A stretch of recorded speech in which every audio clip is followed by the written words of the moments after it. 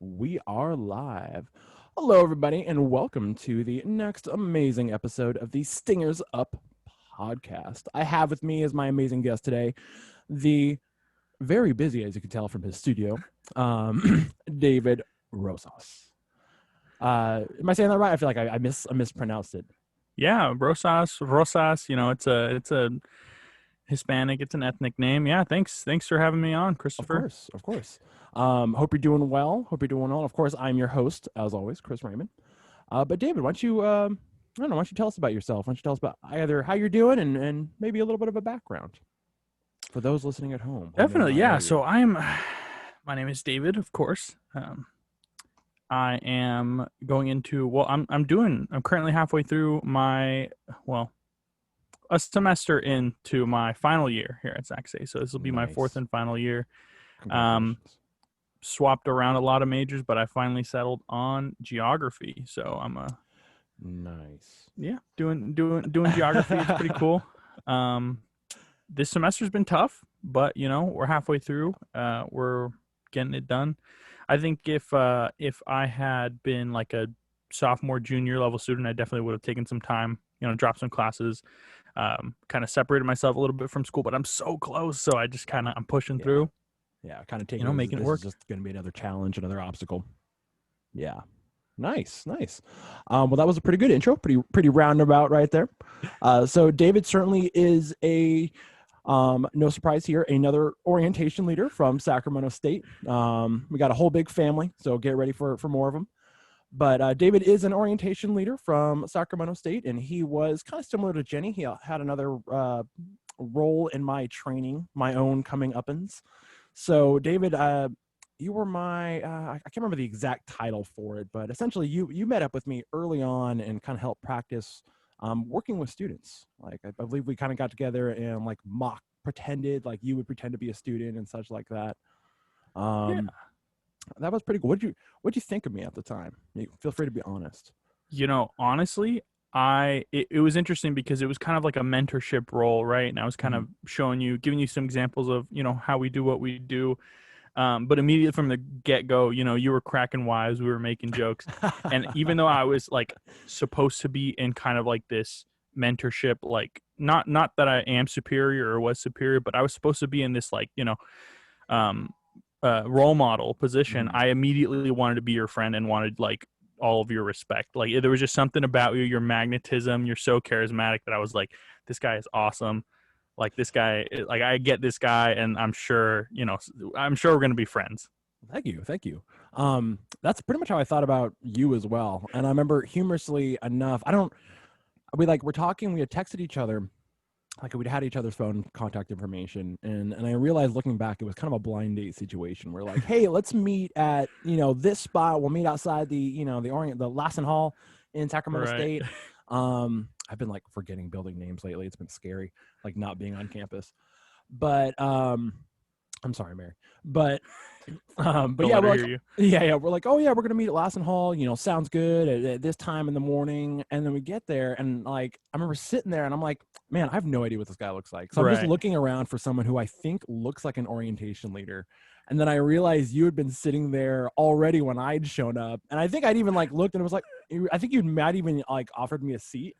Like, oh, here, feel free to join me. I was like, oh no worries, I don't want to bother you, like I'll go wait over here. And then I was like, oh, you were actually the guy I was supposed to be meeting. It's um like a Hallmark movie where like the yeah, main character hates Christmas and she's getting picked up from the airport by some random guy who she ends up falling in love with, who saves Christmas at the end. It was like, wait, who am I here to meet? Like who, yeah, I know. And I remember thinking like like, man, I probably should have asked him like, hey, so what do you look like, out of right. curiosity? Because it's not like there's nobody at Sac State, and it's a giant ghost town. Especially in the middle of a I guess the before time, as the voice said. These days it just kind of goes down. It's funny because there wasn't there used to be another David on the team who was we well a similar situation came up. Mm-hmm. They're like, oh, talk to David. What does he look like? He's tall and he has glasses, and we both were tall and They had both tall glasses, and so glasses. it was like they didn't want to get into like the is he brown territory, but like that's where the next question goes is like I'm not trying to offend anyone, but like Brown David, you know. I pulled up one of the like the paint samples from Home Depot. Like, so is it A, So we talk. B, C? Like, Yeah.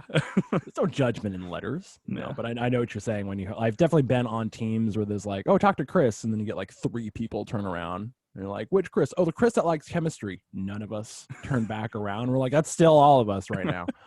I think I had a biology teacher who just was like, oh, Chris. And we'd be like, which one? She's like, both of you. I'm referring to both of you. Just come on over. So she would call us over as like a team. Chris, if you're out there, hope you're doing good. I think it was like 2017. So who knows where he might have COVID now.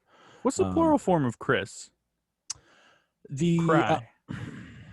Chrissy. Yeah, I think if you're across the pond, it's probably cry, and then here stateside, it'd be probably Chrissy A. You have to like make it really French. It's French Canadian. Yeah, for sure.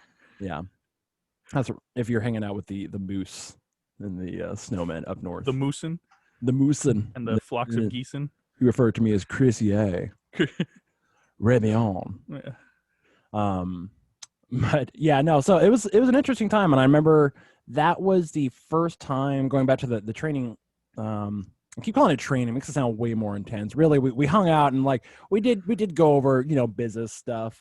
It definitely was helpful, retrospectively. But it was a really cool time. Like it felt like I was just hanging out with kind of like you're saying, somebody that not only that I would want to be a friend with, but like I already kind of felt like, oh, like I knew, like we already knew each other. It was like, where have you been all my life, David? But no, it was really cool. And I remember feeling not only that it helped me just kind of feel more ready for talking to students, because at that point in my orientation training, I hadn't really worked with any live students. But I was very excited about Sac State. And so it made me feel ready for that, as well as just kind of making me feel, honestly, like more ready and more welcome onto the team, because it was my time like talking to somebody besides the terrifying training sergeants that we use in the orientation team. They're very scary. Just like scary. The simulations, like you gotta get in there and get your hands dirty to kind of get comfortable with it. Yeah, the VR simulations we had to use. It was pretty intense. It was like Ready Player One. Like it was a completely different. We put on a digital polo suit, so you could really feel the breeze of Sac State as you walk around. The paper cuts were real. Those were not. Yeah, those were real. We had the coordinators volunteered to do paper cutting business. They took it upon themselves as leaders. It was a great time. But no, so definitely glad to have you on here. I know, I guess the whole point of that whole charade, the rambling right there is, you were definitely one of the folks I looked up to when I was coming into the team.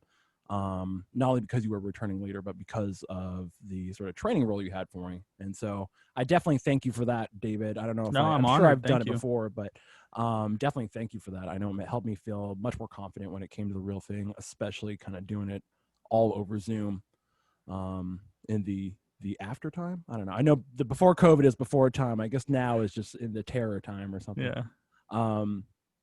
So I know you're kind of one of the folks during the summer orientation who was also rocking a microphone for the orientation, and that is awesome. So not only are you sort of like my training, I keep wanting to call it training officer, like we're cops or something, but my training leader. I know we're very serious about our service, so no jokes there. But you are also my microphone brother. I know we are both rocking the MXL 990s for all you tech nerds out there. That's awesome. That is awesome. In fact, funnily enough, it was kind of the opposite situation where I was kind of like the experienced hand, kind of showing you the ropes. And then, when I finally saw, you with your superb audio quality, I'd been considering it for a while, and I just had to take the deep dive. We had this connection. So I shot in the dark. I texted Chris and I said, hey, just curious, like, give me some tips, because Chris is really experienced. He knows a lot more than I do, definitely. And so he gave me some pointers, and I ended up, getting the stuff, the headset, I got the microphone, the audio interface. Yeah. I was pretty, I was definitely excited when you texted me. I think I was like just kind of hanging out, and I was like, what? David's got a question for me. This is awesome.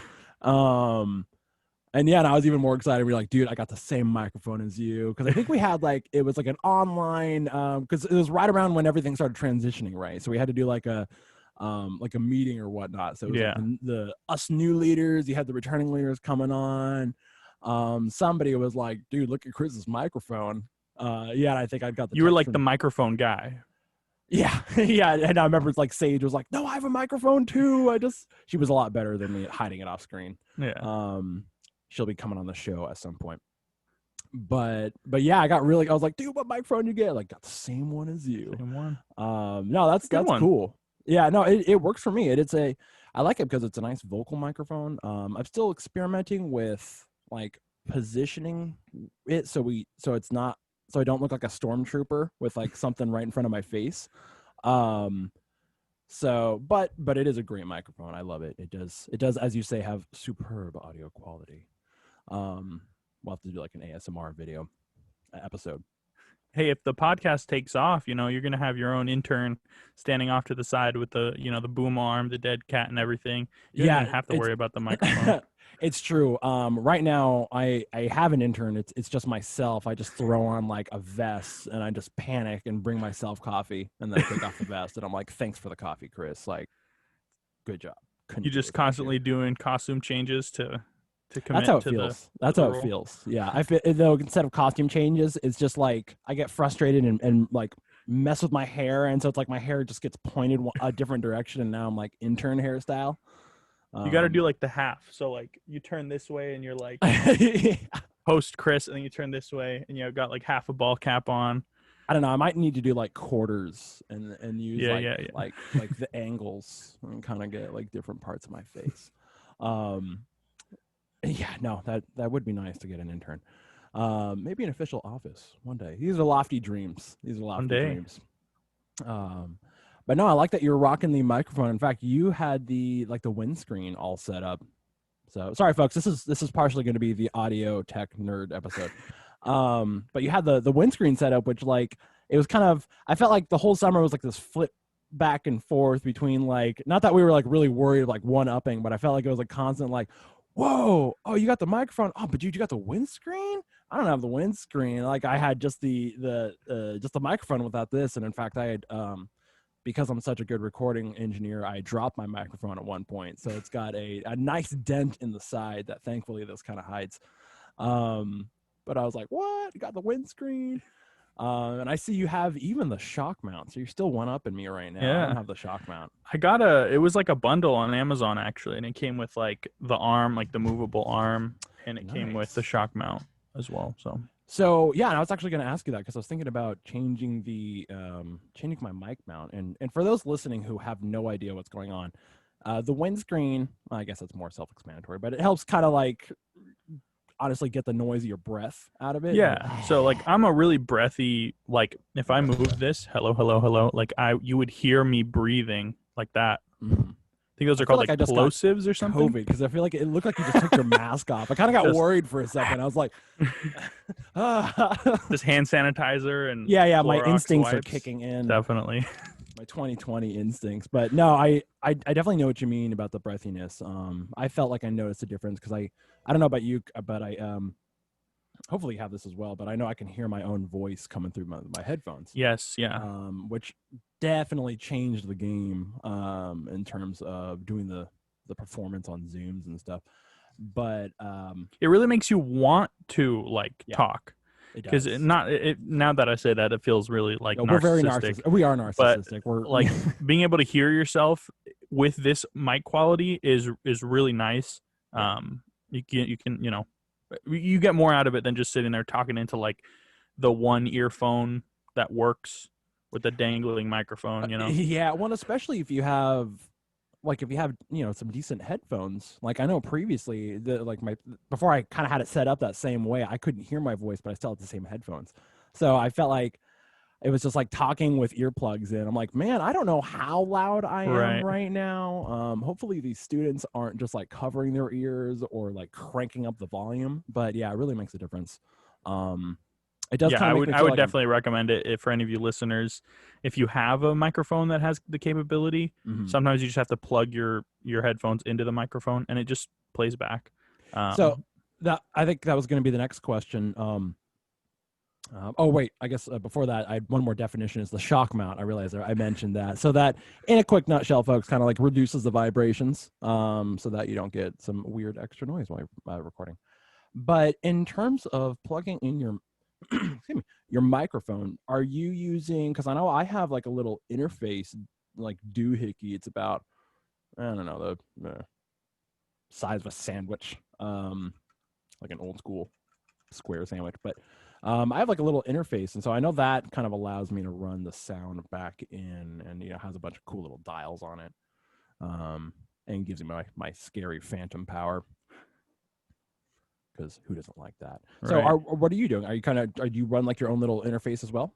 You have, like, Yeah, a little definitely. So at first I think it was called the Scarlet Right, or Focusrite Scarlet, something like that. Okay. It's like a little red one XLR input Nice. audio interface, but that one it was fine, but I also wanted to try. I play some instruments, so I wanted to try getting some Yeah. connecting those, playing around with some digital audio workshops. So I ended Nice. up upgrading to The DAWs. I think it's the same one you have actually. It's just Okay. Like, yeah, I'm using the what is the it? PreSonus audio box. Yes. It's got like the little blue front on the. Yeah, kind of. Mine's black. I don't want. Well, the podcast is over now. We have different boxes. Podcast. Yeah, sorry. This is over. This isn't gonna work. Relationship done. No, that's cool. That, like, I know it's not like high end gear. Like, you certainly wouldn't want to bring it into a studio and be like, guys, I'm super cool. Look at my little Check audio me box. out, T-Pain. Yeah. Like, But hey, man, it does the job for especially like a little home situation. Like, so does yours also have the 2 inputs? Yes, this one does have 2 inputs. Nice. Yeah. So we're probably rocking the same one. They just, at some point, somebody was like, hey, Somebody let's thought black offer was a different little edgier. colors. Yeah, it's a little edgier. It's cooler these days. It's 2020, bro. What do teens like? They like black. Yeah, I think mine's from like 2012. So back in 2012, blue Retro. was hip. Yeah, it was. It's super retro, man. It was like a different president. It was a different time. It was a different time. It was the before times. It was the before the before time. Yeah, I love that Valoy kept calling it the before time. I've been saying that now in my everyday usage. People are like, "What? Are you crazy?" And I'm like, "No, I'm enlightened." Yeah. It was the before time. They're like, "Did you hit your head when COVID happened?" And I'm just, I don't know. It's a before time. I did, but I don't think that's related. But thanks for asking. That's where the intern Chris came from. Yeah, from that's true. Yeah, maybe we can.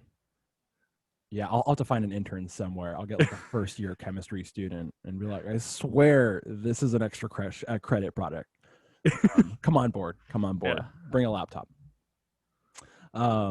So yeah, no, that's cool. I'm glad you definitely got on board with the microphone train. Maybe in the future we can get more leaders on with the microphones. We'll have to talk to President Nelson and be like, hey man, can we get like a microphone budget for the team? That'd be really great. I think we should traverse Herky's Cave of Wonders. He hoards gold down there under the library.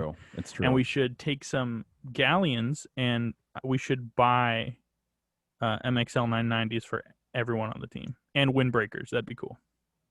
Nice. And that hopefully shouldn't make too much of a dent in the gold hoard. Right. I know him and Ron Swanson kind of keep the gold next to each other, but Can't we have to make trust, sure it's not the decoy gold though. Because Sac State, there might be decoy gold. In fact, it might all be decoy gold. We really haven't tested it in a while. It's like Raiders of the Lost Ark down there. You don't know what's a trap and what's not. You got to show your 1 card at times. I hear there's even a requirement for a 2 card, which does twice as many things as the 1 card. It's very. I have also heard of the 2 card. It's like mythical. It is mythical, and it has a green and gold lining. Yeah, it's amazing. But yeah, so as far as the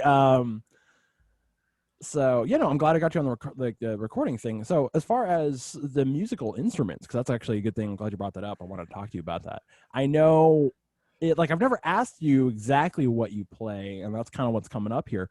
But I know during the summer it was like hinted at that you have your own similar like hoard of musical instruments that you kind of like like Smaug the dragon, just like sit Yeah. top on and like know how to play all of them, and generally breathe fire at hobbits that try to steal them. So why don't you, if I don't know if the list is easier to say what you don't play, but if you wouldn't mind sharing a list of the instruments you do play, or if it's easier, the ones that you play maybe the more recently or you prefer to play the most. Yeah, definitely. So I would probably say, well, I can just name the ones. The ones that I own are the ones that I play most often. But That makes even sense. then, I don't play them too often, and I'm not like a savant or anything. I just think it's fun to learn different pieces with different sounds. Like I Nice. won't learn the same thing on my trumpet that I learn on my saxophone. Yeah. Um, and like I won't really learn like meme pieces on violin. I'll save those for trumpet and saxophone, you know. But yeah, I play some, or as mentioned, trumpet, saxophone. I have a clarinet that I'm learning. Um, I played in an orchestra in my high school orchestra for 4 years, so I play violin. Nice. Nice. Uh, Oh, sorry, folks. I think we're losing David. um, Sorry, having a little connection issues here. a little bit of keyboard, and everyone plays guitar, but ooh, connection unstable. Can you hear me? Am I back? Yeah, there we go. I got you. Okay, Sorry, folks. stabilized. Sorry. This is Sorry about downside of recording over the internet. It's a new age. We're working it out. One Being day when we safe. have the studio, you know, we'll be there in person. Yeah, 6 feet away. I wouldn't mind doing a I guess that's we're now discussing that part. Sorry to derail from the musical instruments. No, I no wouldn't worries. mind doing a like an in-person episode one day. Even if it's soon, I figure like because I was thinking we could do like a social distancing episode, you know what I mean? Like set up the mics. We don't have to be, I don't know. We'll figure it out. Yeah, we could like bring a camera out to a park, put some lawn chairs up, and there's two guys. I think they're on TikTok. They do a podcast called Podcast But Outside, I think, That's a where good they do title. that. They set up chairs and they set up microphones with headsets so you can hear everything. So it's Yeah. regardless of where they set up in the busy street, sidewalk, or in the middle of a park, they can hear what they're saying and they can talk to the people who come on the show. So definitely, I like that idea a lot. Yeah, we would have to essentially we'd be doing podcasts the real adult way instead of doing it over Zoom, and being terrified of each other. But no, I know part of it's we also live in different areas of the city, so it's a little easier logistically. But I'm lazy. I like to stay at home. That's what COVID's done to me. It's made me a big old home buddy. I'm like, man, it's so comfy here though. Right. Like, oddly enough, I do get dressed for the podcasts, which I suppose the audience might thank me for, but yeah, I'm super lazy these days. So I guess we'll say and hopefully I haven't lost you. I think the screen's getting frozen. I don't know if we're having too many network issues tonight. Can you still hear me? That's how I get out of bed in the morning Is play music? Oh, losing it. I can hear you just fine. Can you hear me? I can. Yeah, your face is just frozen. I didn't know if you're just really good at sitting still. Can you hear me? I'm sorry. It cut out first. No worries. Hey, You just fine. Yeah. Okay. Yeah, maybe the screen will readjust. Catch up. Yeah, I don't know. Maybe if I turn off my Here, I'm gonna stop the recording really quick. camera, it might help. Yeah, every time we be doing these episodes, welcome back, folks. Sorry, technical issues. Every time we be doing these, I keep thinking like, man, one of these days we're gonna have internet issues. So today was that. Oh episode. no, am I the first? Am I the first? You are the first. So Man. maybe it's because you have that big studio behind you. There must be some interference from everyone else. It's like that meeting they're having behind you in the other room. They're probably have some issues there. So. I actually I took this picture from the NPR website. They had like a little Zoom background thing, but I didn't want to like make it political or get anyone offended or anything. So I just used rudimentary, very crude Photoshop in MS Paint and edited all the NPR logos out. Nice, Yeah. nice. Now we're gonna get sued. Um, Just like redact, just bleep out every time I yeah. said Now we're gonna have to have another NPR. technical difficulty moment. Yeah. But no, that's cool. I do like the background. I realized I meant to ask you what it was. But no, it's cool. Maybe we'll have to get like a giant setup like that. Definitely. But let's see, what was I asking? So yeah, I think I think we are kind of going on about the instruments. Um, I know you were kind of listing some stuff off there. I don't want to necessarily have you recant the entire list. I don't know how much you went on before it kind of cut out, but I guess we'll go to like what are some ones you've been playing? What was the last thing you played, and what's one of your more favorite instruments that you own? We'll make it an easier question, hope potentially.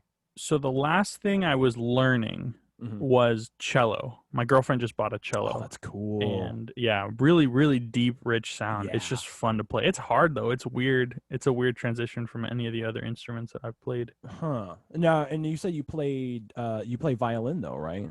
Yes, yeah. I played violin. I think violin's probably the best well, I, yeah, violin's one of the better things that one of the instruments that I'm good at, like decent. Gotcha. You know, Gotcha. with any of my other instruments, I play around. I can play some notes. I can play some songs. But violin is I actually like had a instructor, played in an Oh. orchestra. So Okay. Okay. So that yeah, would be your like instrument you'd play at a party if there was just one sitting there. It'd be like, violin, I'm ready. Like, let's do this. you know, it doesn't sound as good alone. I'm not at that point where it's like I'm, you know. Yeah, I guess it would kind of potentially change the atmosphere of the party. It would get real somber, but hey, it might be nice. You could have someone start doing like a I'll put like a hi hat, like a you know kick snare in the background, and then just do a start shredding on dramatic the violin. Batman voice in the background, Yeah. like I am the night. Yeah.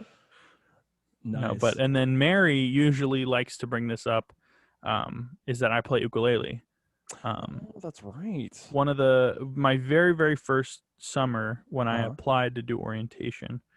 So this is going to be my fourth summer. Um, so I'm kind of an old hand at this, but you know, a couple years ago when I first applied, in the interview they told us to bring something that is important to us and kind of explain why. And the thing that I brought in was my ukulele, and pretty important to me. I've been playing it for a while. I've probably played it just as long, if not longer, than I've done violin. So I'm pretty good at it. And I played a Nice. song for them, and that kind of I like to think won them over. For all Um, you new orientation leaders out there yeah. trying to be But ready. Mary No, likes to bring it up. She's like, "Hey, did y'all know that David plays ukulele?" And yeah, I think I remember her mentioning that story, and I remember liking it not only for the just the content of the story itself, but I remember thinking like, man, that's the first interview I've ever heard of that I've ever been like, I wish I was there. That felt like a concert I missed, like a secret concert, rather than like, oh, I'm glad you hope the interview went well. It's like, man, I missed out on a little yeah. concert, like. But The no, other interviewees outside the door are like, "What? What? they're like, wait, was it supposed to be a musical Did I miss instrument? something?" Yeah. Like someone just like quickly busts out a little bongo. They're like, I always carry those with me. No, that would have been cool. That's cool. I know. Yeah, Mary definitely did mention the story. And I do think it's super sweet that you do play the. I feel like I don't say that anymore. Super sweet that you do play Super the. It's tubular that you play the ukulele. gnarly. So how long have you been playing that? I probably picked it up my let's see, sophomore year of high school. So Okay, probably, yeah, so good amount of time right there. I mean, yeah, like so when I say I played violin for 4 years, like I played it daily. Gotcha. And ukulele, I probably never played daily, but I played for longer. And even Gotcha. now, every now and then, I'll pick it up and learn a new song or Yeah, I just mean, strum out some and even tunes. if you're not playing every day, I mean, you still know like the chop, like the chops, if you will, the technique. I mean, It's yeah, like riding a bike. Like yeah, you never lose it. you might have to kind of like shake the rust off a little bit, but yeah, it's like it never goes away necessarily. I know, on a previous episode I was talking about, I have a bass guitar. I should probably move into this little studio area, but yeah, I have a bass, and then also have like some bongos around the house that sometimes I'll play. Love If it. Love it. if we're getting like a noise party going down. That was more of the before time, but no, That would that's be a cool. cool party idea. Is like musicians just come and do Oh, a they're the jam sesh. best. They are the best parties. I've had a buddy used to like have them, and so I was like, oh, that's a great idea. Where would come over, and this was back in the day when people played Rock Band on the Uh-huh. game, and so we'd be like, oh, we'll have like some random instruments, kind of just like have fun, really just being dorky and making music. It wasn't like this, like, hey, you didn't play the note right. Right. Right. Um, Throw him out the window. yeah, Like yeah, he messed up like, his riff. hey, man, are we making the album or are we not making the album? But no, it was like a really cool time. And I think like probably was the coolest part, and is very few of us were musicians. Like I Hmm. play some music. I've never really done like I've never been in a band. But I've kind of done kind of the same thing, like on off, like have instruments, done a little bit of somewhat professional instruction, which was more of just like kind of like hippie dudes trying to teach me stuff on a guitar. And you're like, I don't know, he probably knows more than me. Let's listen. But it's really cool. Yeah, they're really fun ideas. And like I said, back in the day, we were playing Rock Band. So you'd be like, all right, get out the little clicky guitar, like click, click, click, click, No, click. I love Rock Band. I still listen to a playlist of all the songs from Rock Band too. Dude, they were Like good literally songs. just yesterday, I put it on in the car. It's nostalgic. Yeah. Like there's still songs that I'm like, man, this totally reminds me of Guitar Hero. Um, I have some kind of sad and bad memories of Rock Band and orientation. oh no. It's kind of a funny. I laugh at it. People who were there laugh at it. But we were having a social for orientation, Mhm. and everyone was going to one of the returners' house, and it was like a board game night or just like game night. They were playing, Yeah. Cards Against Humanity, those big games you could play with a bunch of people. Yeah, big social games. Yeah. And I said, "Yo, I like Rock Band. Let me bring my Rock Band." Oh, And they're like, nice. "Sure, yeah." And a couple people were like, "Oh, I like Rock Band too. I'll play with you." And I get there and I ask the leader who owned the house, for a spare Uh-huh. TV. I set up Yeah, everything in like, the you're other like, I got living somewhere to room. set up a band, bro. Literally no one played. I was literally sitting there playing Oh, alone. And I love Rock Band, so I was no. gonna play alone. Yeah, And it yeah, yeah. was Like, just especially if you brought it, you're like, yeah. it was embarrassing because Oh just no. like I was just a loner in the corner playing Rock Band. But Now we have to have a social where we have Rock Band just so we can rectify that. And right. you can at least have one story where you're like, I brought it to an orientation party and somebody joined me on the Rock Right. Band. Man, that makes me sad to hear. We're gonna have to take like a moment of silence for Rock Band right Yeah. now. No, I do miss playing that game, and like I know it does take up a lot of space. And It was like 2 trips to the car. Like got the drum set, I had the guitars, hauled it all in. oh yeah, and like it's not too bad to move around, but I feel like because I used to have it as well, and I felt like that's probably why I didn't play it more often, is because it was something you had to like. I felt like I always had to kind of set up. Like I never really had Right. it permanently set up. Definitely. It'd be like, okay, we gotta do that, and then of course you just like do it less and less and less, and then after a while you're like, this giant spider lives on top of the drum set, and you're like, it owns the drums now. It's not my Yeah. drums anymore. It belongs to the spider. Hey, he's got 8 legs. He could probably play better than me. That's true. I actually didn't think about that at the time. I was too jealous of the spider taking my possessions. That's goals though, is like you have a 3-bedroom apartment, you got your master bedroom, you got your office, and then the Rock Band room where it's just perpetually set up. Yeah. The maid dusts it every morning. Well, then you can come in the maid dusts it. You're like, I want you to start with the Rock Band room. Like, I really don't care if the bedroom gets dusted that hardcore, but that Rock Band I room want better 100% be energy. spotless. I do intend to eat my lunch off of the drum kit, which probably isn't a good idea for your health. Yeah. But no, I do miss that game. Like, I miss the novelty of it, I guess. We'll have to do, maybe we could probably do like a social distancing Rock Band night. Maybe not for the vocalist, but like they can hum through the mask. Like I don't think Yeah. it really worries that much about pronunciation. Just Um some noise. yeah, we'll have to hit up the coordinators and be like, guys, come on. Gabe, Logan, Garima, if you're here, come on. Even Cindy, We know you're listening. Secret Cindy. No last names for her. She stays anonymous. Secret Cindy. But yeah, no, that'd be a good time. And I guess that's partially just because I miss people now. It's like just staying at home. As No. much as I just said I love staying at home, I also find myself when I'm at my lab, like, because I go in once a week to campus, I'm just like, guys, can we just stick around some more? Lucky. Like, just, I know, I'm like, before, it's like when you're a little kid and you have to take a bath, you're like, I don't want to do it. And you get in there, you're like, dude, this is awesome. I'm like, Are you man, guys in the new building in the Scan and Science complex? um, that's bad. I just call it the TSC. I just make it like TSC. I acronym it, and then if people ask me what the TSC is, I'll just make up Just say something. I know. you I'll say gotta like know. You Total had to be Science there. Center.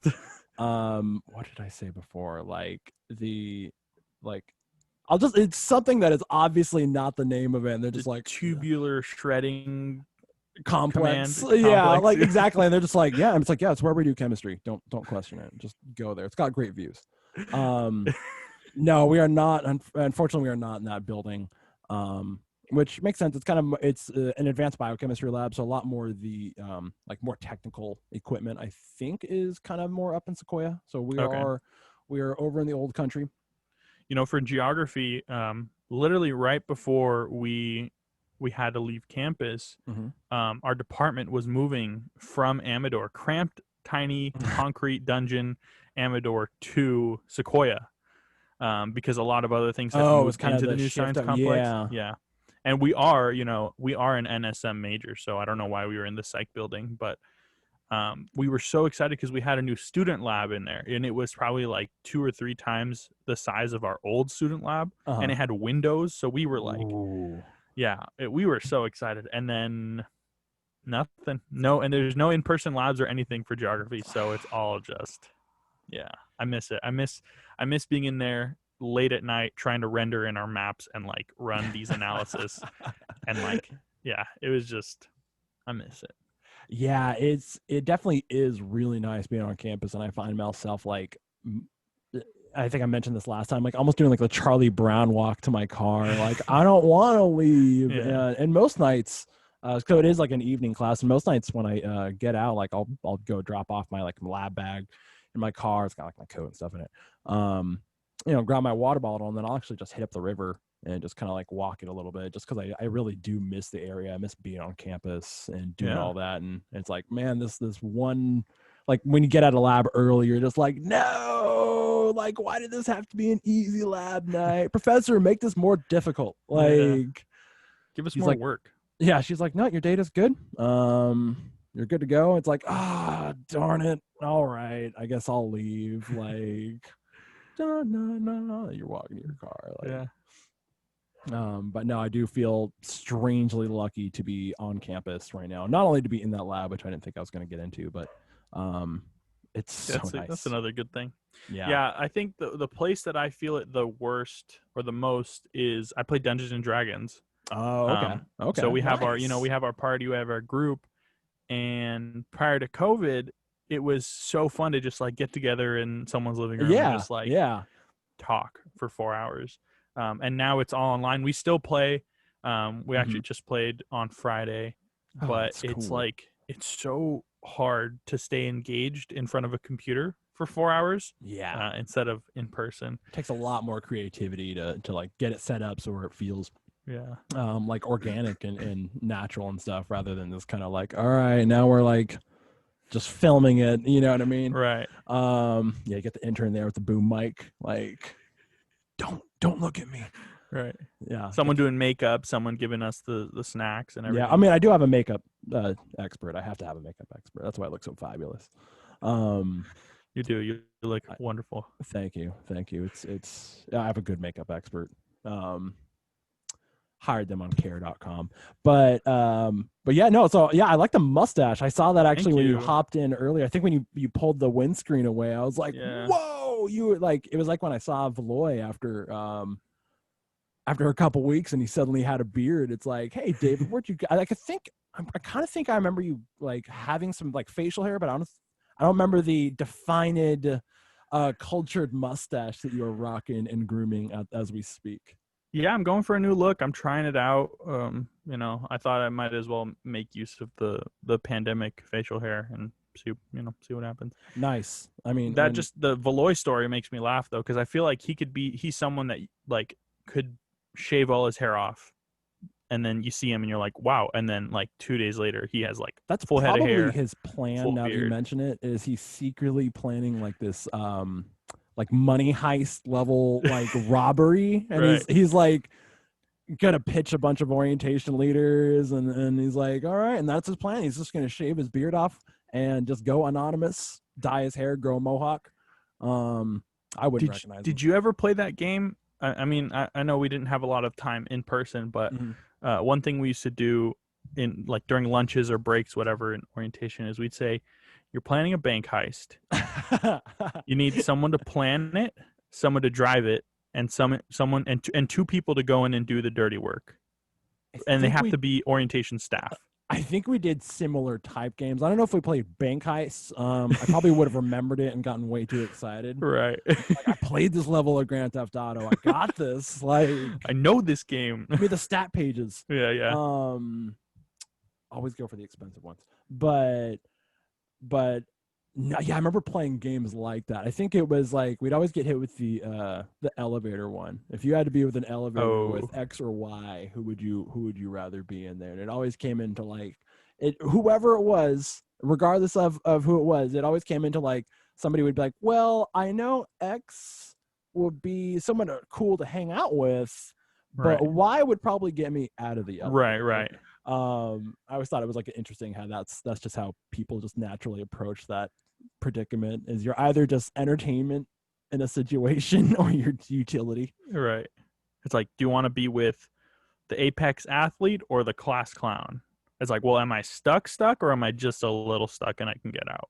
Yeah, we'll have to maybe in a few episodes when we've gotten more people on here, we'll have to do a similar type game. Because we could do it now. We know the team, but everyone else who doesn't know the team would be like, who are these people? Right. They're amazing orientation leaders. That's who they are. You know what you should do is you should get, like four people. So you and 3 guests, and you should play that game where you guess people's what's it called? That game where you flip the tabs down if you ask. I'm thinking like, I don't know. I'm thinking of the game where you have like the name of a celebrity on your forehead. Oh yeah, that's the one I don't know if it would work on Zoom. I guess it would work on Zoom. But I guess you'd have to be really honest about writing it. I don't know how that would work. Because you'd have to write your own card so you'd know what's on there. But I'm trying to find. Oh, it's called Guess Who. It's like an old game where there's like 50 images of people, and you play against someone, and you have to each person picks someone, and then you have to ask like, hey, do they have glasses? And if they don't, you flip them down, and the first person to guess the other person's character. I know, like the board game. Yeah. I really. But you could do it with O team members. Yeah.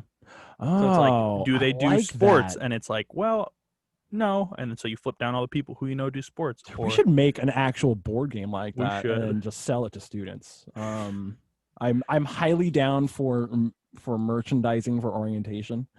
That reminds me of I used to work in the bookstore at Sac State, and I overheard 2 students talking while they were in line. I was working one of the registers, and they're like talking about orientation and their orientation leaders, and they're like, I wish there was an app where you could rate your orientation leaders. And I'm just like, yo, that'd be like kind of sad, because I feel like I would get mixed reviews, but like that'd be fun. Well, that's the beauty of this podcast now, is I guess if you didn't like an orientation, then you just wait till the episode comes out and just go on YouTube and be like, well, speaking of David, let me tell you a story about... Right, you're gonna get so much hate on this episode just because it's me. Hopefully not. You're gonna have like anonymous people saying like, how dare you bring him on? It's gonna be all NPR. They're gonna be like, the podcast was great, but man, can't stand NPR. Not digging it. Stingers down. Yeah. No, that's funny. No, that would be really cool to kind of get a I would love to do like a couple episodes with multiple guests, you know what I mean, and where it doesn't have to necessarily just be one-on-one, Chris time. Not that Chris time isn't fun time, but Chris time's best time. It definitely is the best time. That's why we're recording it. But but yeah, no, it would be cool to kind of get some guests on, especially if it's I guess we can kind of get to the spot where it's like, oh, we have former guests coming on the show again. But now that'd be really cool, especially the Guess Who idea. That'd be fairly easy to do. Be interesting to have students do. Yeah. But we could do like an orientation Yelp as well. We can make that app. Be like, all right, guys, download it. I would make a fake account and give people weird reviews. Give yourself weird reviews.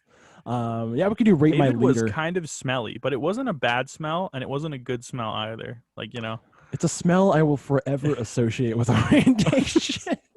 it was a smelly smell. It was a Sac State smell. It smelled like hornets. I don't even know what hornets smell like, but Did I ever tell you that joke? A lot of students would ask why we kept the union so cold. Like they would be cold in there. It would be freezing in the union. And I would tell them it's to keep the hornets asleep. Like you want those bugs to be asleep, so it's cold in here. And then I would like point along the edge of the room, like wherever. just vague. It's to keep the hornets asleep, and just point, and they just freak out. They look It's around like a little piece of drywall with like a corner miss, and you're like, right there. They've been working on just that. see spot. red eyes like poking through. Hilarious. Yeah, it's stuff like that I really wish I'm sad I missed out on. I guess that's I keep saying I wish, like COVID's my fault, but like, man, I chose to.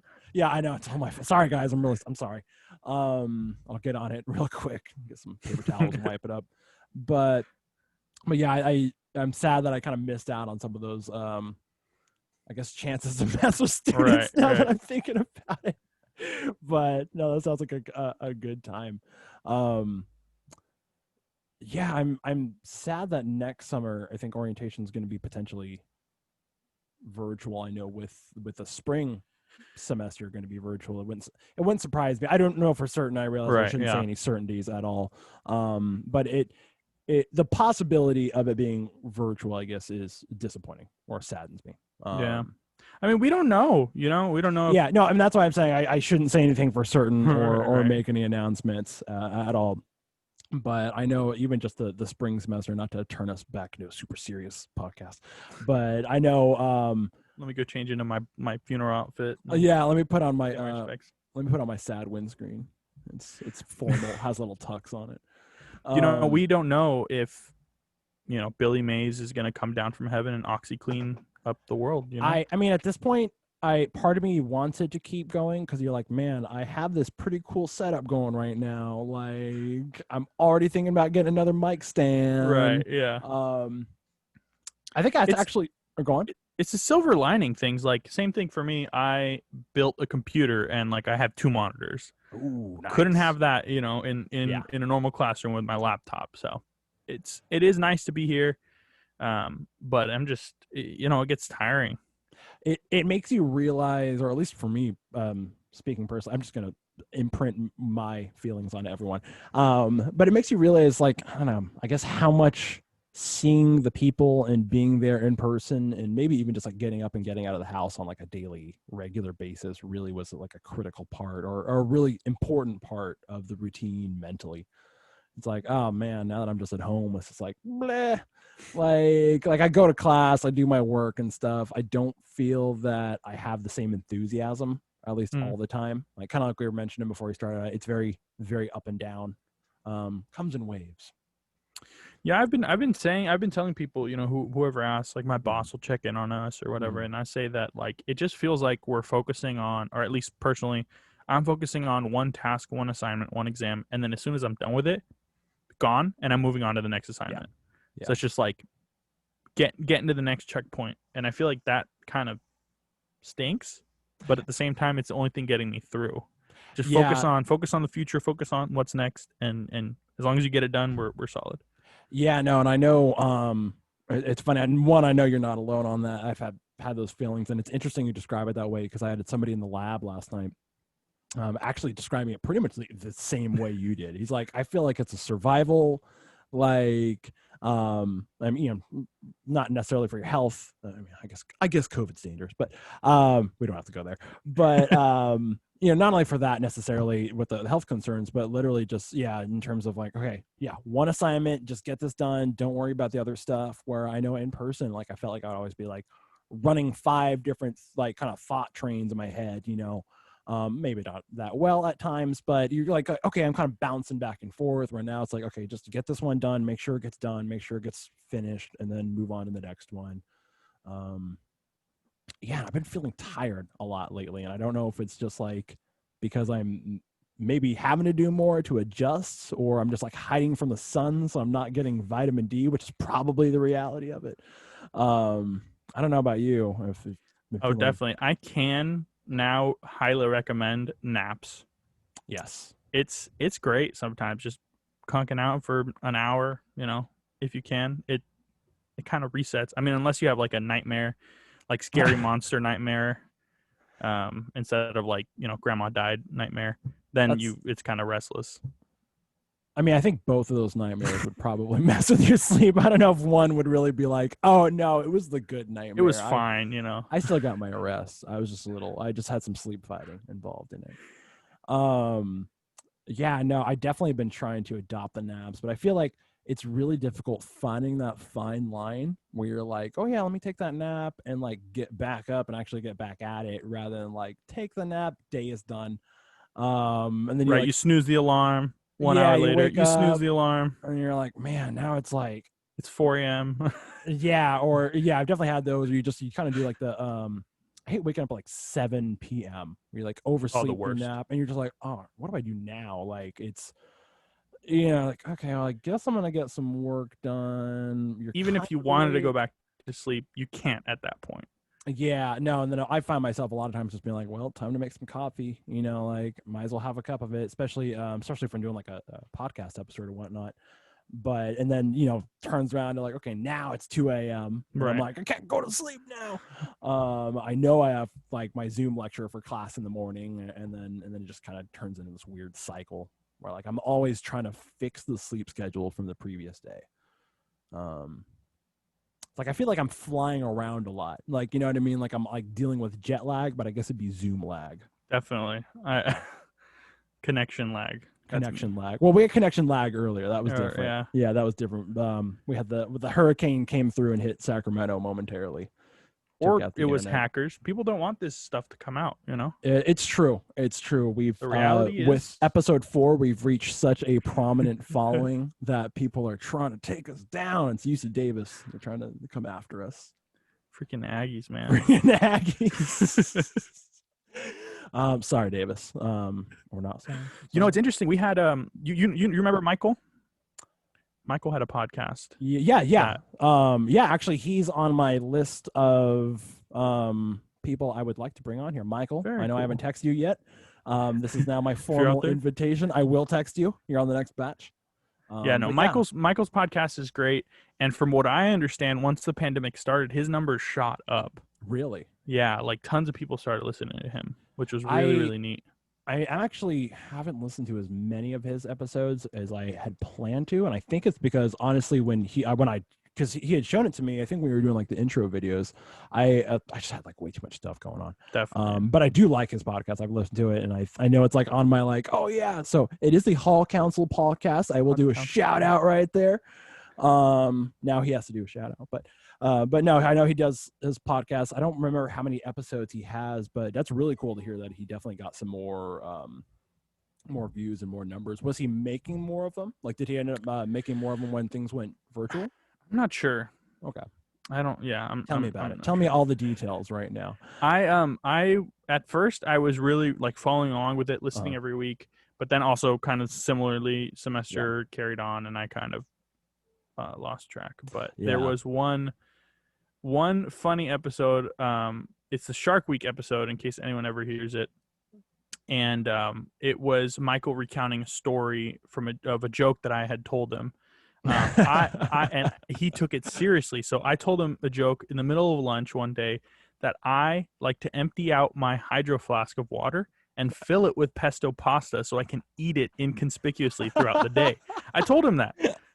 And I don't know if he thought it was serious, because like a week later on his podcast, he's telling this story and he's trying not to call me out. And he's like, yeah, one of the leaders fills their hydro flask with pasta and then eats it without people knowing. And his roommates were like, who? Like who? And he's like, yeah. They're like, Oh my I think I know God. who. Was it David? He's like, yeah, it was David. So they totally called me out. I was laughing so hard when I heard that. Oh man. But yeah, it was a funny mention of me on We're there. gonna have to do a YouTube like a YouTube video of like how to properly like David shows us how to properly fill Right. your Here's hydro my flask. tutorial on how to sneakily fill your hydro flask with pasta. No, it's got to have like tips for filling it. Like, here's what really works for me to get the maximum amount of You need pasta two and a inside. half napkins. Don't ask why. And you need 3 forks. Oh, I love this. This is sounding. You need a centrifuge. We're not going to tell Right. you why until you have to watch the video. Oh my God, I'm like crying over that. That was great. I needed that.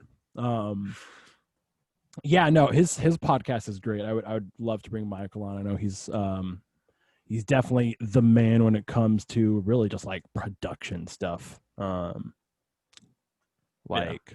running videos and stuff like that. But that's a great story. Yeah, we'll have to Now do. it's been on 2 podcasts. Yeah, well, yeah, we can do like a meta episode. We'll bring him on there, and we'll have him tell the story, and we could do live commentary, and it'll just be like what do you call it? A crossover episode. Yeah. Yeah, we're comic books now. In 20 years when someone's doing my podcast appearance reel, that's going to be on there. Dude, this is going to be on there. It'll be great. It'll be the mother of all Sac State podcasts. No, that'll be when we get Michael and Ed Mills on there. Oh, definitely. He's the ultimate goal.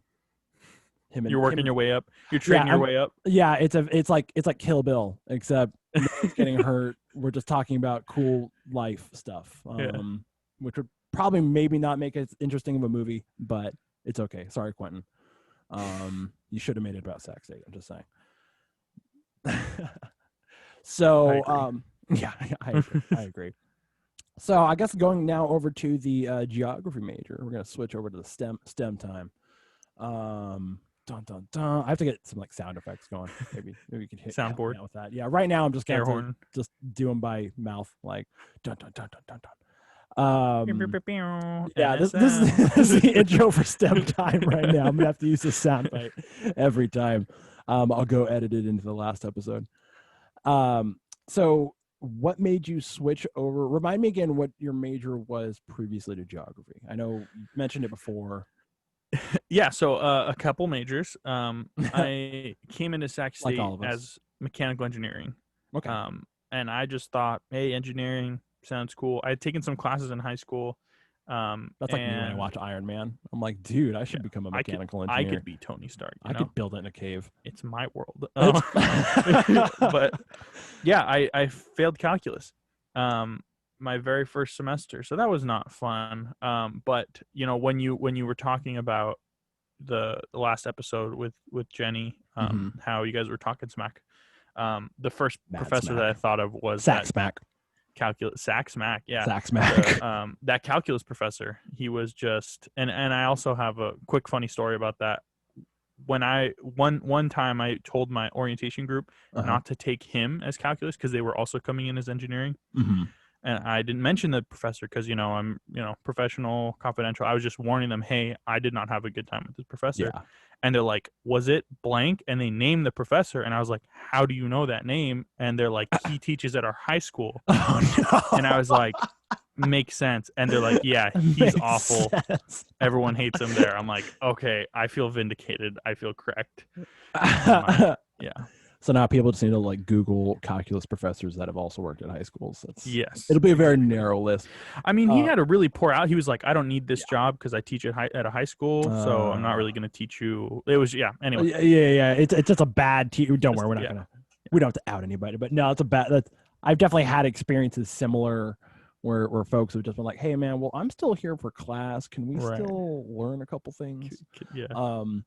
Yeah, I had my first calculus professor. Like I've had a lot. I've only had 2, but my first one was this inversely awesome dude. He was like this really cool like old guy over at American River, good old community college. And it's like I think I was taking it over the summer, and I was like, oh man, like I really don't want. I don't know if I'm ready to do calculus every day. Yeah. Like I can do math. I'm not afraid of it. I just don't like to do it.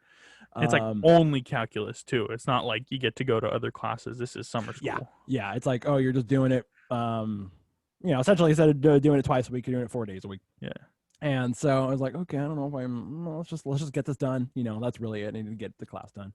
And so went in there, and it's like this really goofy old guy. Ended up being a great class. Like, one, his teaching style was great. You know what I mean? Like, you actually learned material.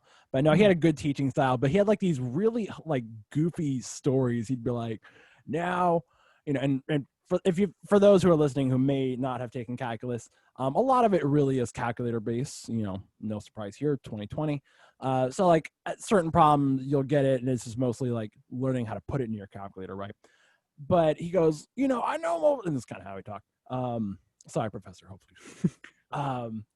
He's like, all right, I know most of calculus is done in a calculator, but I'm still going to teach you how to do this by hand. Because if you're running through the forest because a bear is chasing you, I kid you, this is the story he told. It's like the first day of class on summer. He's like, if a bear's chasing you through the woods and it's about to eat you, and God comes down from the heavens and he says, I'll save you, but only if you can do this integral by hand. You ain't going to tell him, sorry, God, I don't have a calculator. You know why? Because you're going to get eaten by the bear.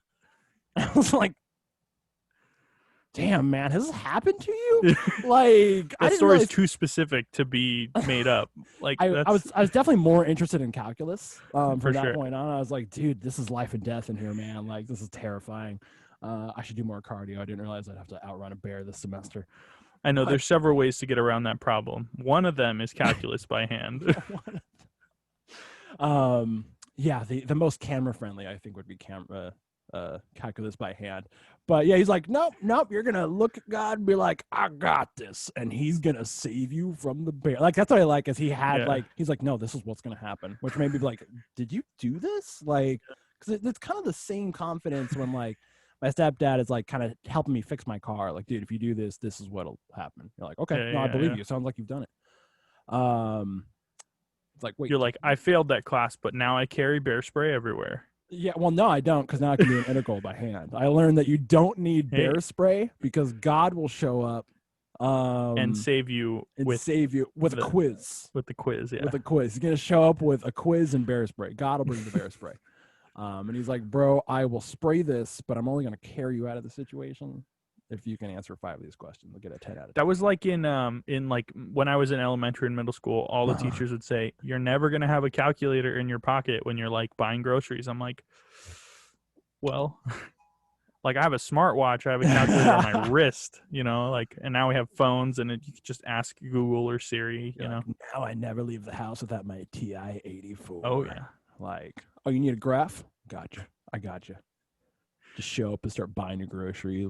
Like, all right, well, let me take the derivative of this. I know we probably don't need to, but I want to make sure I'm getting the right savings on this coupon. This banana looks like a parabola. I'm going to graph this banana. I would probably also not. I guess they all kind of look parabolic. We're going to have to. This is going to be a very math episode. Sorry, folks. We're going to spend the remaining time just looking at natural shapes and applying them to math equations. Yeah, no, it's funny when you hear like folks say that, like, oh yeah, or hey, you're gonna need this all the time, and you're like, no, I'm not. No, I'm not. Like, no, I'm gonna Google it. And this is somebody who I definitely respect. Math is important, but you're like, nah, I'm probably not gonna need this y equals mx plus b on a daily basis. Yeah. Turns out though, if you get chased by a bear, but no, I love that calculus professor. He was like certainly one of the more fun professors I've ever had, and definitely gave me great stories. And kind of like you're saying, I really don't remember that much calculus. I was good at it like during the semester. I don't really need to use it in my daily life, so I kind of you don't use it, you lose it. But I definitely remember that good story about surviving a bear as long as you know how to do it by hand. So you don't need those fancy schmancy calculators, folks. Get rid of them. Luke Skywalker it. Use the Force. Yeah. So yeah, so you were a mechanical engineering major. Sorry, I kind of derailed you from the list. You're going over. I know. I I'm was like, we trying gotta to think. I point was to like, all how did this. we get to the bear chasing us? That's the challenge here is keeping like a mental outline, like Yeah. bullet points and bullet points and bullet Yeah. points, and go back to Roman numeral 1, and you're like, oh, well, Indent. yeah, Here we are. it's you're like, oh man, I accidentally closed the window.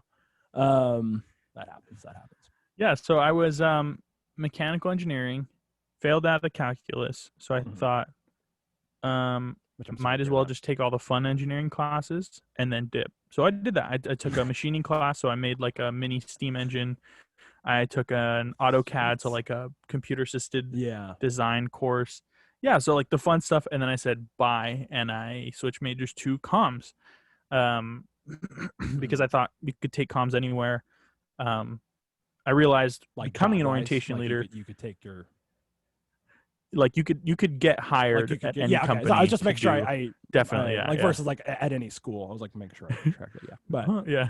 like technically you could, but going, yeah. So you were thinking I'll become a comms major because there's good. Yeah, you can go into marketing. You can go Mhm. into. I at the time I still kind of really want to do like live commentary. I think that'd be a really interesting thing to do. I don't know This is if the as a pathway. We're career, working our but way there. yeah, We're working we're our way getting we're there. practicing. Yeah. President That Nelson, felt you can hear us. all of the comms classes I took felt really like self-explanatory. Like no, not bashing on comms, kind of bashing on comms. It's Text like back. it's kind of like self-explanatory. Like at least Yeah. the beginner classes that I took. Yeah. Like the interdisciplinary communication, argumentation, the basic public speaking. It was all just kind of like yes and like The what else? disclaimer is these are personal perspectives. That's our Right. disclaimer. This is just me. That way we I can get grew away up with in it. a comms household. No, I'm kidding. But yeah, it just felt like I wanted more. I've always been like a science history kind of guy. So doing comms, just sitting there and doing discussion really wasn't enough for me. Gotcha. And so yeah, I found geography. Because I liked it a lot. I took it as GE. It was like my physical science class, my B1. Gotcha. And I loved it. It was the professor was phenomenal. I've taken him like 3 times. I have him this semester again, and it was just basic physical geography, and it was a really really fun time. It was a perfect mix for me of history as well as science. And then once I finally got into geography, I ended up concentrating in the more computer science aspect. So I'm studying geographic information systems and analysis. So it's like the way that I describe it, it's not at all this simple, but I just say like Google Maps or like satellites. Okay, like that. Gotcha. That's the science that I do. So a lot of my assignments for any given lab within any of my classes, my output documentation and what I turn into my professors is typically a map or like a database or like a spreadsheet. So it's a lot of computer work. That's kind of why I have the 2 monitors, is because in our actual student labs we have 2 monitors. Kind of like do the map on one, and so it's like spreadsheet, and I'm rifling through databases and I'm pulling data into my mapping software, and then I'm making everything pretty, stuff like that. So now, at the risk of getting too far in the details here, what kind of like data are you like inputting? As somebody who also has to work with spreadsheets all the time, I'm just kind of curious, like. Yeah, so one of the biggest things that we work with spreadsheets, bro. You do even Excel, I realized it sounded really pretentious. I was thinking about like I do spreadsheets too, man. Let's talk about this. Like, no, I mean like a lot of people are kind of surprised when I hop on Excel, and like I was never formally taught Excel. I didn't take an Excel class, but just having to do it so much, having to be on the software so much, I've learned so many like tips and tricks and like all that stuff. Shortcuts and things like that. Yeah. And so they're like, "How did you make these colors? These like colors match the numbers?" And I'm like, "It's like a right click and a select. Like it's." Like, I had to buy the premium plan. Tell you what, if you give the money to me, I'll get you the account. Yeah. I'll get you the fund. I sold my soul to Excel, and now I can bought my laptop with Excel out to the crossroads. Yeah. Devil had a desk. But one of the biggest things that we use is like census data. So it's like I'm trying to think of like Oh, a question. So we do a lot of spatial analysis and spatial gotcha. questions, Yeah. which you could think of like one of the first things we did was like, okay, here's census tract data for average incomes in Sacramento County. Hmm. Here is census tract data for average family size in Sacramento County. Gotcha. Now use this information It's like and shape overlay it. files of a map to tell me where the best place to open up a candy store would be. So you would find you would basically Okay. Okay. plot all of the houses with families like 7 plus, and then you Yeah. would overlay that with the richest families, and then Okay. you would select where they match up and put a candy store there, because then there's rich little kids running around and you could profit from it. Nice. So is a lot of it kind of more towards those lines where it ends up being like social statistics, kind of like that, or is it? Yeah, Yeah, definitely. yeah, yeah. One of kind of the Because I realize I have no idea other than it has to do with maps. Like I realize I guess I have this like Arrested Development like cartography. Like right. I know the blue is water. Um, Yeah, there's different disciplines within yeah. geography, and they all kind of overlap a little bit. So the Okay. concentrations, at least there's 4 of them. Mm-hmm. So you have your human geography, which is more of the social statistics. So that's a Okay. lot of Okay. sociology. Yeah. Yeah. Like Yeah, distribution of people, the things you were right, just kind of talking about. Yeah. definitely. And then there's like physical geography, which is like landforms and Okay. oceanography and Yeah, biogeography, there's stuff a like ridge that. line here and some Right. spurs running off of that. Yeah. And a lot of that is also what's it called? Uh, paleo. I can't remember exactly, but you hear about people doing like ice cores to get data on Yeah. like the past. A lot of those are like physical geographers. Is Okay.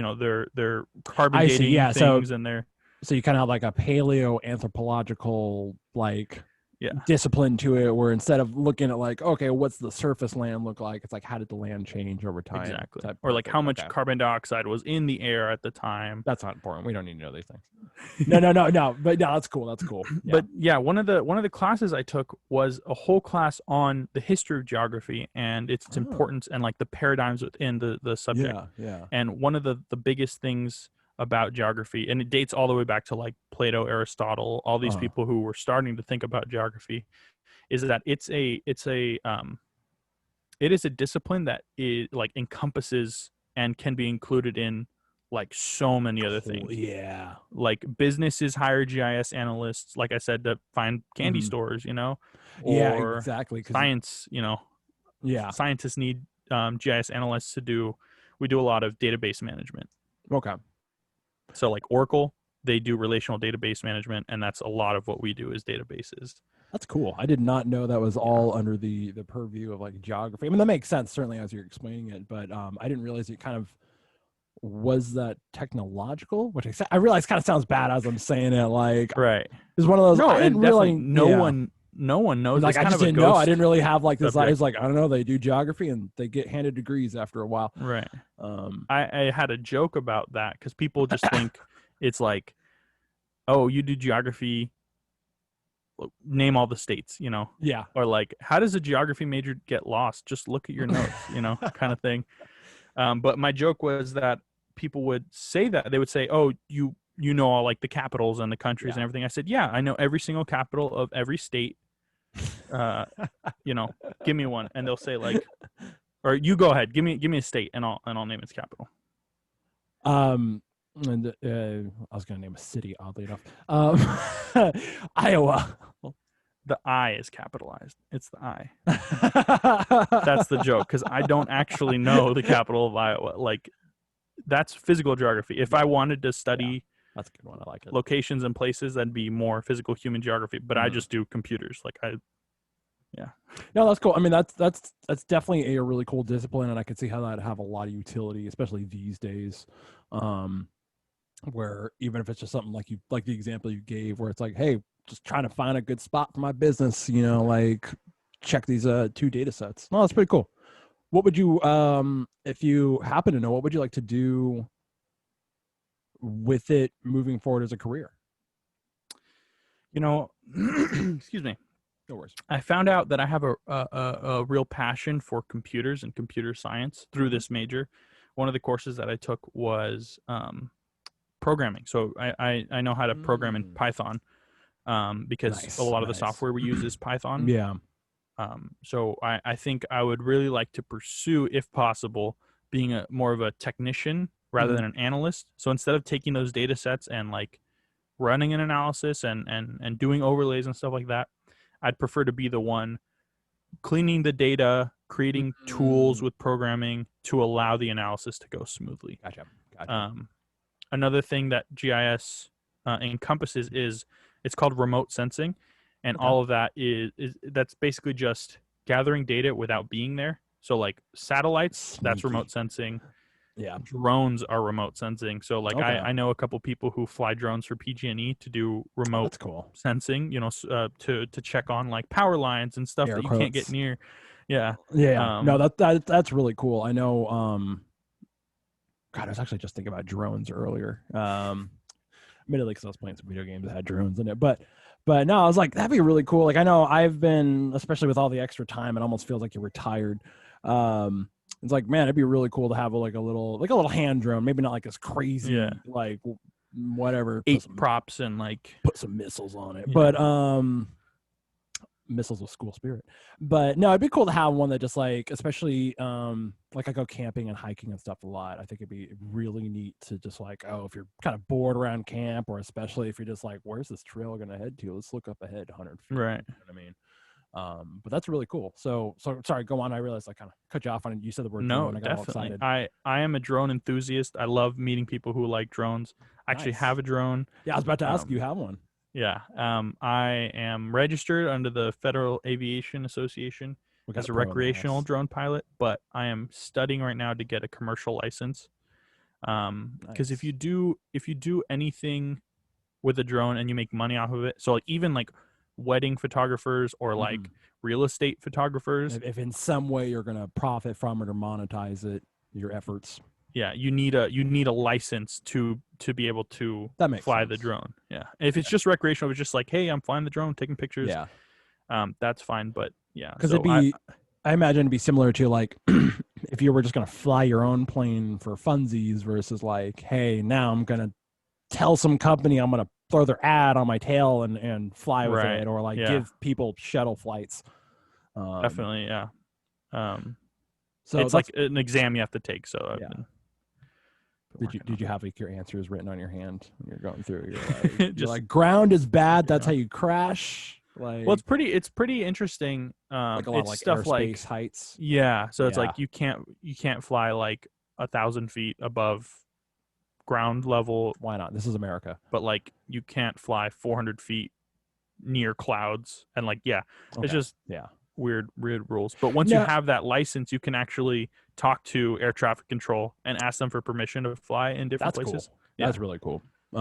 Is there a lot of like excuse me, is there a lot of like lingo, like cool radio lingo you have to learn? Yeah, there definitely is a handful of terms and jargon and things you need to learn. But you have a call sign. Yeah. You don't have to share it if you don't want to. ATF, this is Papa Smoke. Dude, nice. I like it. But yeah, it's so far from what I understand, it's one of the easier exams in terms of like piloting things, because it is like a remote aircraft, like Now, do you have like recorded flight hours for your drone? Like, are you cool like that? Like a pilot where it's like, oh, I have 200 hours, or I don't know how many. Right. I personally don't, because so far I've only flown recreationally, taking pictures of like I mean, that's still sunflower flight time, field, right? stuff like that. Yeah, I haven't logged any of it though, but I probably have some good amount of time. It'd be interesting, just kind of like later on to be like, oh, I've that's what happens when you drink too much coffee and not enough water.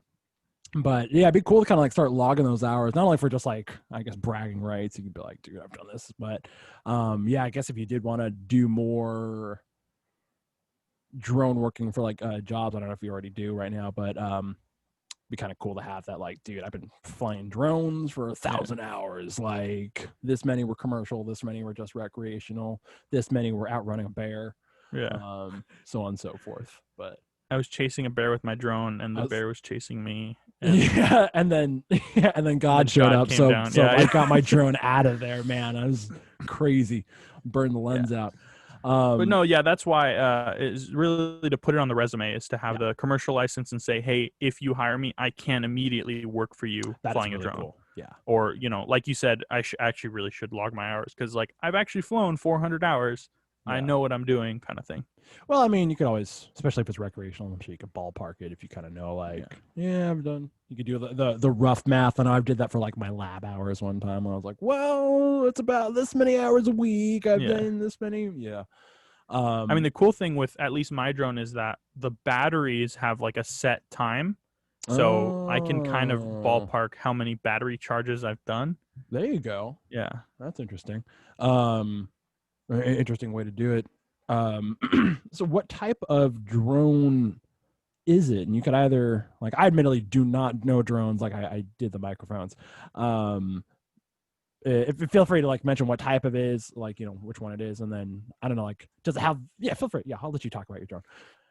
Talk about your drone, boy. So the drone I have is the DJI Mavic Mini. So Mavic's like a really popular brand for cinematography. They have like camera equipment. They have like Okay. drone, especially drones. I think they got really popular based on their drones, but they have like gimbals and stuff like that. And I have the mini smaller version. So it's actually I prefer it because it was cheaper. Two, it's in a weight class where you don't have to register it as a drone. So it still has the capability, like it can take. What do you register it as? So like if a class if sorry, I feel like can't we're getting remember illegal here. Yeah. Like, it's a bird. It's a surveillance bird. It's This is just one of those government issued birds. No, but if your drone is above a certain weight, you have to register it and like you have to set it through TSA and like certain things, But with this one, it's actually classified as a toy, and so it doesn't matter. Gotcha. Because it's so light and it's small, but it still has the capability. It's got like a 4-axis gimbal. It's got like a 4K camera on it. What's a gimbal? I admittedly do not know. So a gimbal is basically. I was hoping I'd figure out the last time you mentioned it. I haven't. I gotta ask. It's basically like a stabilization. Okay. They're typically mechanical, and they will. So basically, as the drone moves up and down, side to side, the camera will stay focused on one point, regardless of where the drone moves. And they use them in like in movies in Hollywood, like a moving shot, like type deal. Right. Gotcha. But like in Hollywood, they have like full body gimbal, so it's like a rig that the cameraman puts on, and it's like this big mechanical arm that holds the camera steady, so he can run next to the actor, stuff like that. And it doesn't look all right. Yeah. Video. Doesn't not Blair Witch or anything. Yeah. But no, that's really cool. So it's got. So yeah, sorry, go on. You're kind of mentioning. So it's got like the gimbal, so it helps stabilize it. How many propellers does it have? It has four propellers. That's cool. And it's one of those ones that folds down. So it folds down pretty small. I actually don't have it with me here. Yeah, I think that would be the next thing is like how big is the drone? Is it something that's like relatively small? Or is it like it packs down probably about that big. Oh, okay. Yeah, that's it's like a small. big burger. You could throw it in your bag really easy. Yeah. It wouldn't be like one of those like 2001 back in the Army where it was like the model planes you had to throw type deal. No, yeah, this the pro version of it. So like my drone's big brother is like 2 feet. Gotcha. Yeah, but even that's not too bad. I mean, I guess that's like it's kind of squarish, but no, that's a pretty cool size for it. Like, do you have like a cool case for it? I do. Yeah, I have a carry case. Nice. I think I could maybe some other time. We could do another. We could do a drone special episode. Like a tech episode, like a showcase episode. Maybe we'll we'll come out there with a mask or something. But do some Rock Band, do some drones. I am down for this. So it has. I mean, you mentioned it has the gimbal in the screen and the resolution and stuff. So how do you view the screen? Like, do you have like a how do you control it? Tell me about it. So I don't really know that much about drones other than they fly around and you could like spy on stuff. Yeah. I do illegal things. No. Yeah. This is it's a GPS drone, so it Okay. uses GPS to maintain its position. So if I turn it on and I like throw it out above my pool, Uh-huh. it's gonna record its GPS position and then adjust for wind and drift and stay in that No position. kidding. That's Yeah. awesome. Yeah. So it's a All right, little guys, I'm easier nerding out right to now. For those listening, I'm very excited over this. Yeah. So it's a little easier than if you were doing like a first person racing drone that Uh-huh. you have to control all the way. But it Gotcha. comes with a controller that attaches to my phone. And the drone communicates Oh, through the controller to uh-huh. my phone, and I can see exactly what the drone sees on my phone. Gotcha. And so, okay, so is a controller like I'm picturing kind of like a video game like style, or maybe even like the model plane, where it kind of had like the multi-stick. Yes, yeah.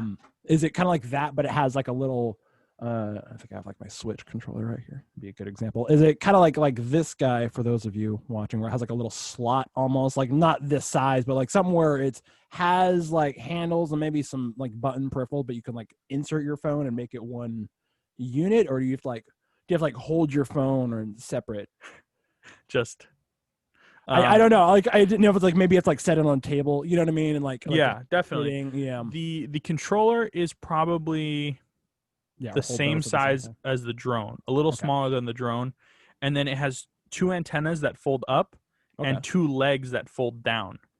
Your phone goes in between the two legs, so it kind of makes Oh, this okay. Yeah, large, yeah. seamless controller. That's And cool. then you screw on the analog sticks, and it has buttons on Just it make to this control. one thing. That's pretty Yeah, cool. Would you have you ever thought about getting like those headsets, like the VR style, where because like I don't know if that's more of like a racing thing, um, where yeah, where you ever I thought about definitely have, and that company does have some offering, so they do sell like a headset and like a okay, digital first person view. There's like nuances between like a digital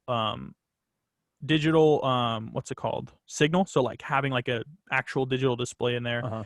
versus what traditionally people would use is like security cameras. They can send that signal, but the image is really grainy and like Gotcha. Yeah, unclear. like exactly kind of like a security cam, where you're not really going for the high resolution. You just want to Right. see if the dude with the mask sneaking up, and Exactly, yeah. yeah.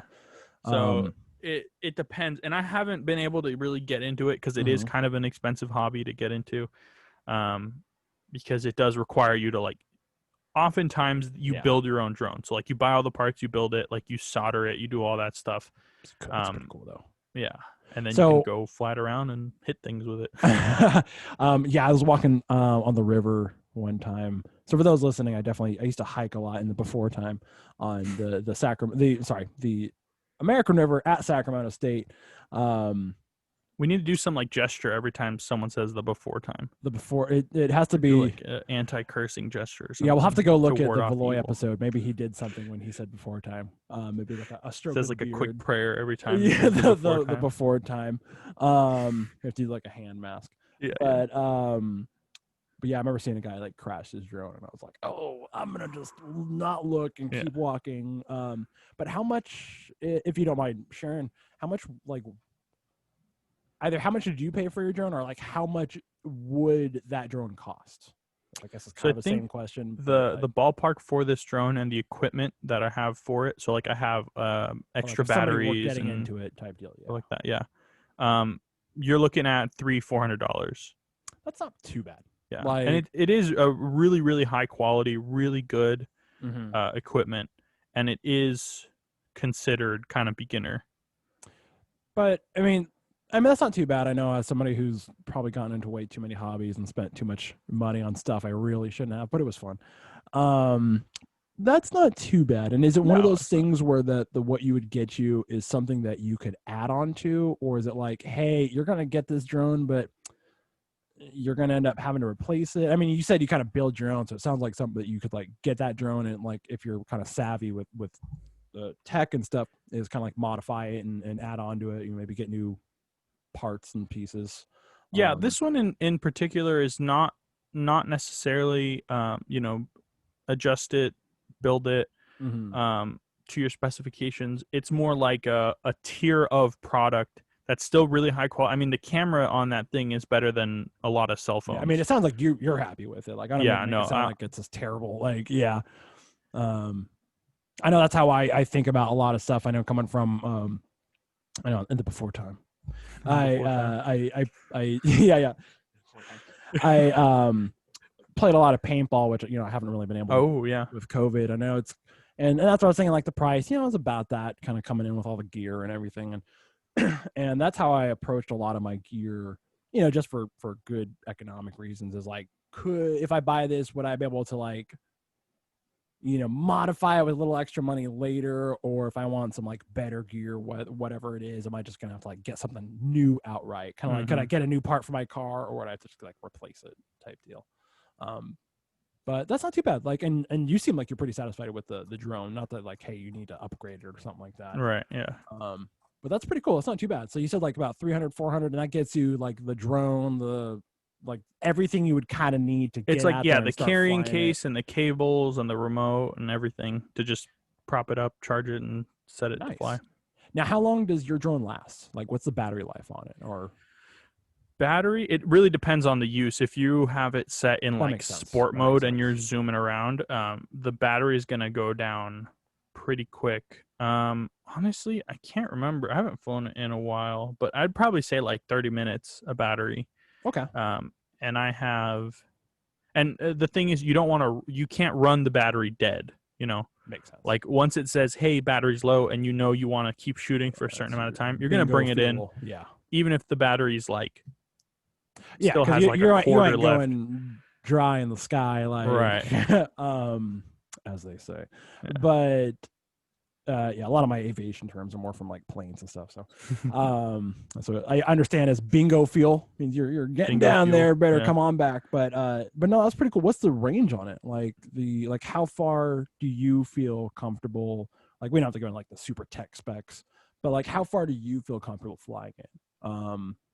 In such a way that you feel that like, oh, I could fly at this distance, and I know that I would have plenty of juice on the battery to still make it back and not have to like go recover the drone.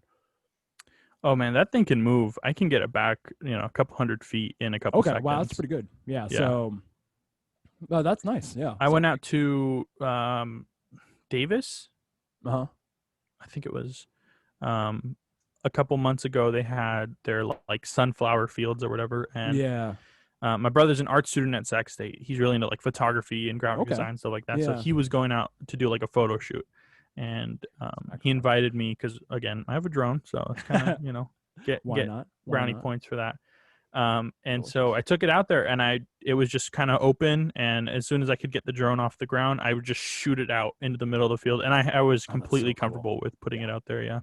Yeah, no, that's awesome. Like, I know it's definitely been something, like I said, these days I've been thinking about getting up. I don't know if I ever will, but it's definitely something that I've seen. Every time I see them, they look really cool. I know there's some neighbor around here. I take like nightly walks with the dog, and sometimes you'll see it flying around, and you're like, the noise is a little weird at first, but when you're not expecting, you're like, that's not a bird. But they are really cool. And I know I've had some friends who have had drones, and like, back when I was living out in the Bay Area, like go to the beach and you'd see one like, like, you're like, man, that's probably got to be some great shots. Yeah. Like out in Pacifica and stuff like that. But that's really cool. That's really cool.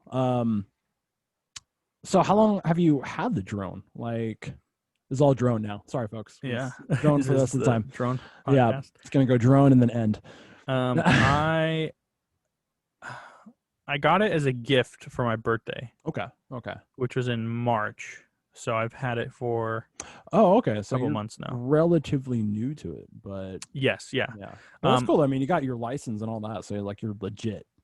I mean, the reason I got it was because I was into it so much. Like I was talking about them, and I was, watching videos, and I was doing simulations, and I was, reading up on the air traffic law and stuff like that. So it was really easy to just jump right into it because I was basically prepared. Like from the day I was born, I knew I was going to fly it. From the day I started, I knew I was working to this point. I like that. This is actually, now we're going to have to do like this really cool documentary like a dramatic I'll documentary. send you about some David. footage. No, that'd be really cool. Like I definitely think it's really cool for someone like yourself who is like a home photographer, I guess amateur photographer. Makes it sound like you don't know what you're doing, but I don't even like taking pictures. I just like flying the drone, honestly. yeah, I mean, because it's a whole different thing. It's one thing to be like, oh, let me take a picture of this.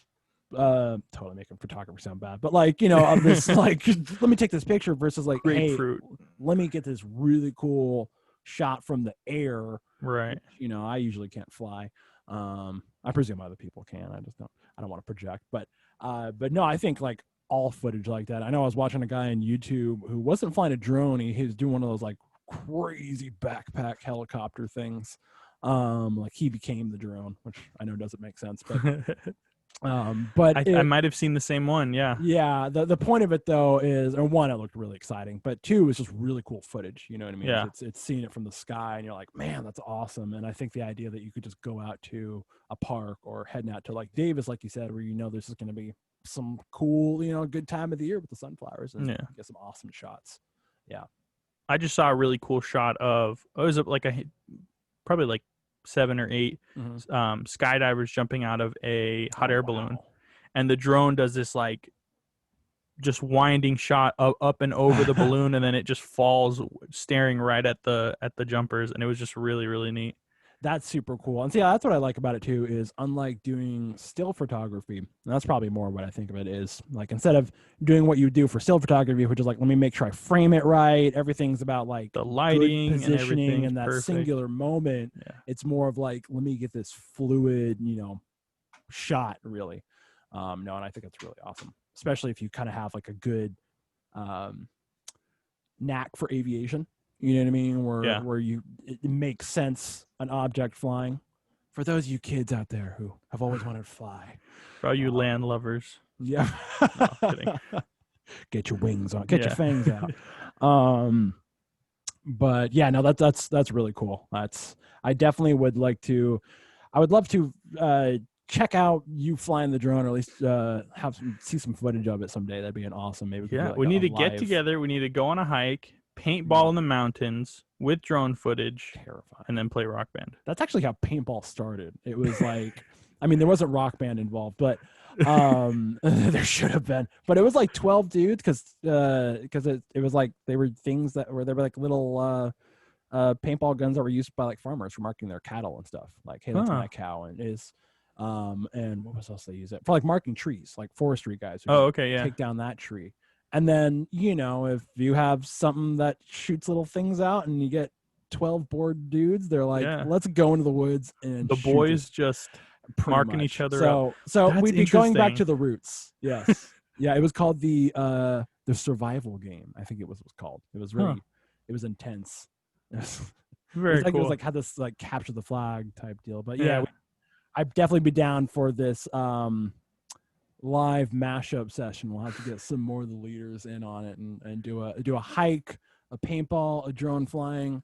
We'll bring a generator up there and we'll play some Rock Band. We'll figure it out. Somebody will have an RV. We'll Breaking Bad this. Yeah. Sign me up. But yeah, it sounds like a good time. So yeah, no, I think we're coming up right now on probably about like an hour 45, hour and a half, something like that.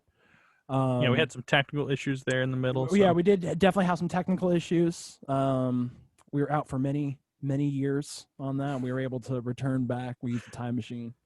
It was crazy. It was a journey. It was an odyssey. The doctor said I was a technical issue. We don't have to go into that on the podcast if you don't need to. Not this time. Yeah, that'll be the next time. We'll do like the Oprah style episode. On tonight's show, David's always lived with the belief that he was a technical issue. I have the voice ready. Here we have the surgeons who I'll brought him back to life. I don't know. I'll wear like a ball cap and pretend to be Dr. Phil. Dr. Phil. Dude, Dr. Phil, Hornet Dr. Phil. But no, it was I think it was a pretty good show. I'm trying to think. I definitely think we got to most of the points I wanted to touch on. I know we had the technical difficulties that threw off the momentum a little bit, but I think we salvaged it. We got it back. We're talented enough to bring it back. I would definitely love to have you come back on and do another episode. Thank you. Yeah, and I'd love hopefully to. I'd love to be back. we'll smooth out some of the technical issues. Yeah. And yeah, I mean, we'll talk about some more drones and stuff like that. Get some more tech gear. Actually, before I leave, or before we cut it before I leave, I'm just gonna leave you here in the Zoom. Yeah, bye. I'll stay here. Yeah, you'll lock up. You got this. Make sure you empty the coffee pot. I guess the one thing I did want to talk about real quick is microphone stands. So it was I meant to ask it earlier when we were talking gear, and I don't know if I'm losing you on the network. Hopefully this isn't another attack of the hacker hurricane. Can you hear me? Connection unstable. Oh, I see you. I can hear you just fine. Can you hear me? Yeah, no worries. We can. Yes, I can hear you. We might have to call it. I might have to save my last question. Might have to transition. Okay. To conclusion. So yeah, no. Well, I'll save it for next time. I'll ask you, and then we'll repeat it on the next episode. But David, it was a good show having you come on here. I know we've had some tech issues, and I know we're kind of running into some more network issues. So hopefully next time we can bring you on here, and it'll be a little bit smoother network wise. Maybe we'll do it earlier in the day. The public is out there using the internet right now. The people are using the internet, David. The people don't want the people. The people want this. But no, it was a great episode. I'd love to have you come back on. Maybe we can get some other. I'd love to get like a sort of combo episode. A couple of different guests coming on. Whether or not we're doing an activity or just having a cool group chat, I'll figure that part out. Yeah, for sure. But no, it was good. It was a good time. Do you have any concluding thoughts you would like to add, either about anything we talked about, or just some final thoughts from David? Yeah, no, just this was great. Thanks for having me. I'd love to come back on again anytime. It would be fun. Yeah. Awesome. So yeah, perfect. Thank you for coming on the show, and to everyone listening at home on your mobile devices, in your car, maybe you're hiding on campus with a mask on. Certainly stay safe, make healthy decisions, and to everyone watching, listening, wherever you might be, of course, Stingers up. Have a good one, everyone. Have a good night.